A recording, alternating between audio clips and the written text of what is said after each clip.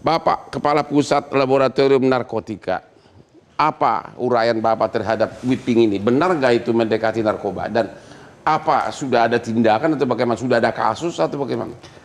Ya, kalau whipping sendiri yang isinya adalah seperti disampaikan Pak Kepala Badan POM adalah berisi dinitrogen oksida atau nitrous oxide. Ya. Jadi ini belum termasuk dalam kategori narkotika. Belum termasuk. Belum termasuk dalam kategori narkotika maupun psikotropika. Ya. Termasuk juga belum masuk di dalam klasifikasi NPS atau New Psychoactive Substances atau orang menyebut narkotika jenis baru. Ya. Jadi di tingkat Badan Kesehatan Dunia di WHO itu baru dalam tahapan pre-review. Artinya sudah ada beberapa lembaga atau negara yang mengusulkan untuk dijadikan dikontrol sebagai bahan narkotika atau psikotropika, tetapi ada persyaratan yang belum terpenuhi sehingga nggak bisa naik untuk menjadi critical review. Sehingga sampai sekarang statusnya adalah belum termasuk dalam narkotika, psikotropika maupun NPS. Jadi siapapun yang mengedarkan sah-sah saja, masih boleh. Yang diperjualbelikan masih boleh. Diperjualbelikan tadi disampaikan Pak Kepala Badan POM bahwa sebenarnya ada pembatasan-pembatasan. Ya. Nah, terutama terkait dengan bahan pangan gitu Pak, bahan pangan bahwa tidak bisa diperjualbelikan secara semaunya, terutama untuk kadar-kadar tertentu, kapasitas-kapasitas tertentu. Kalau sekarang kan ada kapasitas 2 kilo, itu orang bisa beli dengan mudah melalui online. Ya.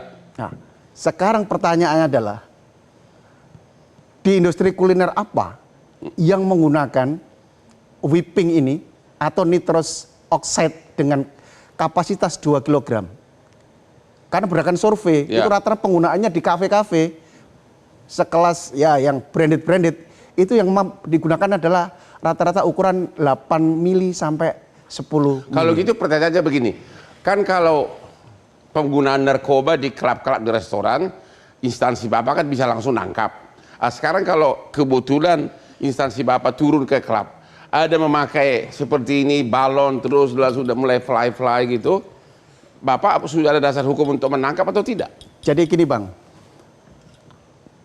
perlu kami sampaikan bahwa circle atau lingkungan penyalahguna whipping sebagian besar juga penyalahguna narkoba. Sehingga kalau kita di lapangan, manakala kita melakukan razia dan seterusnya, tentu ada yang penyalahguna whipping, ada penyalahguna narkoba. Maka pada saat yang sama akan kita sesuaikan dengan porsi masing-masing. Misalkan kalau kita turun dengan kan secara hukum belum barang terlarang. Ya betul. Belum termasuk jenis narkoba. Ini karena saya juga pengusaha klub ya. Siap. Ya. Kalau nanti tamu kita pakai gitu, tiba-tiba instansi Bapak datang, sudah ada dasarnya kan untuk menangkap atau memang belum? Belum. Kalau dasar untuk menangkap maka tergantung dari penyalahgunaannya. Ya gimana, dipakai aja begitu, pakai balon gitu. Gimana itu Pak? Kita adalah biasanya kita petakan distribusinya, dia dapat dari mana. Setidaknya biasanya adalah kita lakukan suatu interview secara khusus, kita telusuri ada penyimpangan di tingkat distribusi atau tidak. Kan seharusnya nggak harus masuk klub barang-barang ini. Ya kalau diperjualbelikan bebas, boleh-boleh aja, mau dibawa ke klub, mau dibawa ke kos-kosan juga boleh Pak. Larangannya di mana, namanya juga sah, ya kan?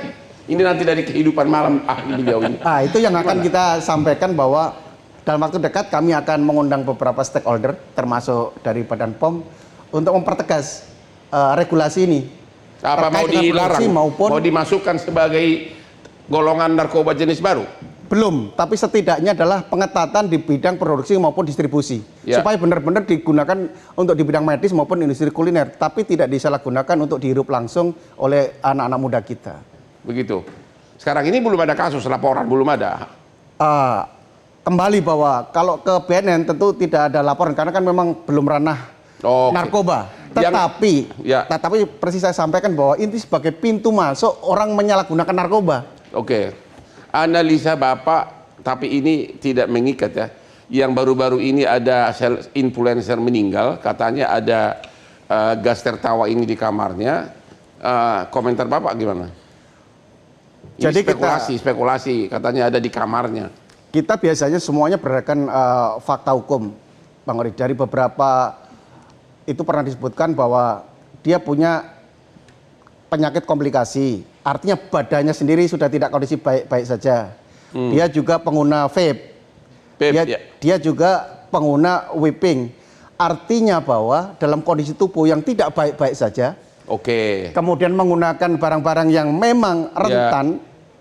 Di dalam vape juga ada nikotin, ada zat-zat berbahaya lain.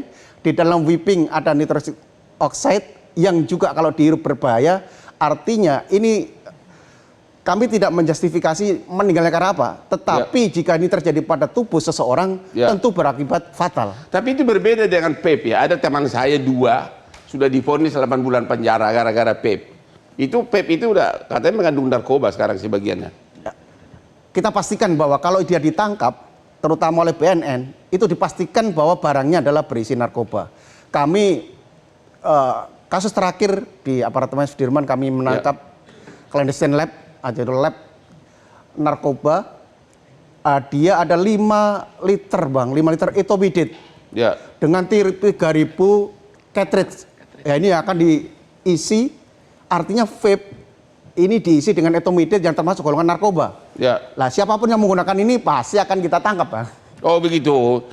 Oke para pemirsa, gas tertawa salah satu cara sekarang melupakan beratnya hidup di dunia ini. Ketemu lagi di Hot Room.